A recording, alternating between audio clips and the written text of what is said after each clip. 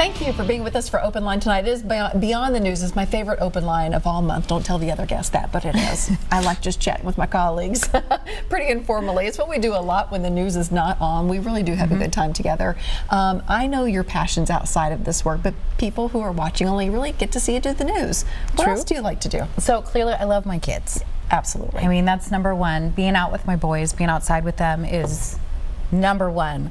But our family is very passionate about food. My husband was a chef. He was the general manager of a restaurant. He opened his own restaurant with his brother and father in St. Louis. So food is very much a love language in our house. So we cook. We cook together.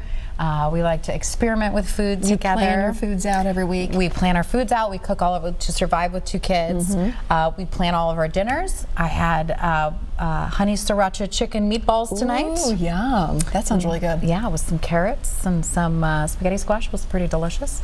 And I really like to garden. I love getting my hands dirty. I love getting in the dirt. I like really just being outside, the sunshine on my face. Anything to really get out with the kids is and something that you're really pushing yourself to do more of is artwork. Yes. Yes. So this was hard with kids. Yeah. Finding that time. Right. And not on the couch. But I do have one. So I bought some canvases and I set up an art station in our garage.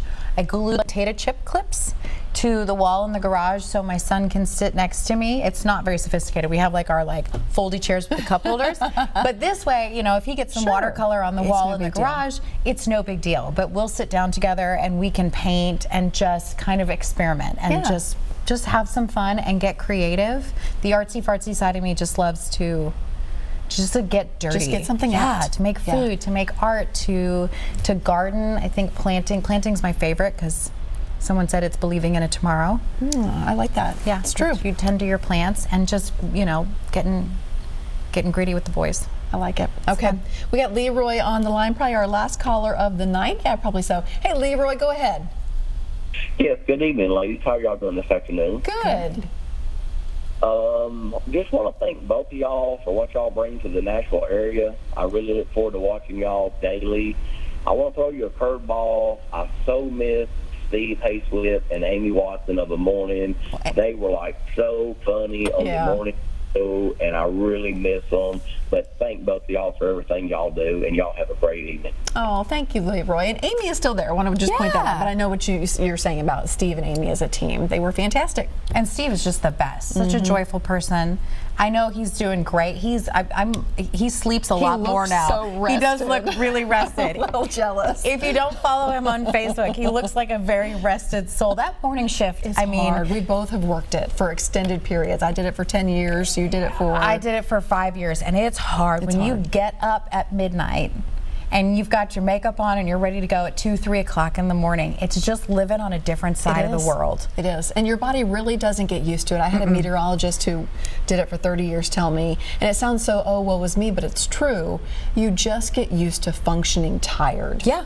And that's the way it is. You are just tired all the time because it's not normal to get up in the middle of the night. And weird food cravings. Oh my gosh. Like you want a burger or lasagna at 7 o'clock in the morning because with the sleep deprivation, your body's just like, give me carbohydrates. Exactly. Give me soul food. Yes. So I'm so glad that I had the time to work with him, the opportunity, and just to know him as a friend. He's a wonderful person, and Amy is the best, sweetest. Everyone the sweetest here, soul. Yeah, everyone that you see is the exact same person, and really just a delightful group of people. And I think that we all bring a little something different to the table, as it should be. We're all individuals, but just the way we handle the job that we have in front of us, whether it be a crazy weather day and it's very stressful because you need to get very important information out, or it's a crazy news day, which it seems that we're having more and more of those, and we know it's very emotional and can be very divisive.